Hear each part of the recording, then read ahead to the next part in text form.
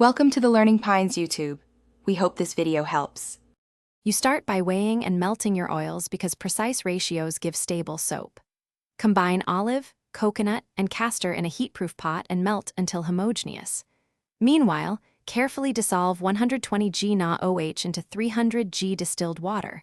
Always pour lye into water and stir. Do not reverse.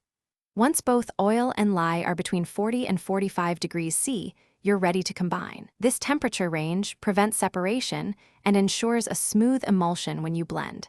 Make sure to wear gloves and goggles. Once oil and lye meet, pour the lye slowly into the oils while you blend.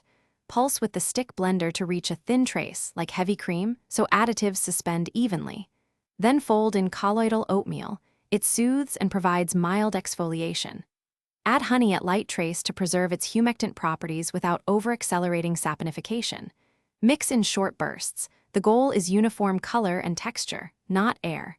If batter thickens too quickly, slow blending and slight warming will keep it workable. Pour the batter into your prepared mold, tapping to release trapped air, then insulate for 24 to 48 hours so the gel phase completes. Once firm, unmold and cut, then cure the bars for 4 to 6 weeks. Curing hardens the soap and reduces pH. Honey may darken the color and speed trace, which is fine. Why honey? It boosts lather and skin feel. If the batter seizes or becomes crumbly, warm it gently, stir slowly, and add a teaspoon of olive oil to restore workability. Thanks for watching. Consider subscribing if we helped you.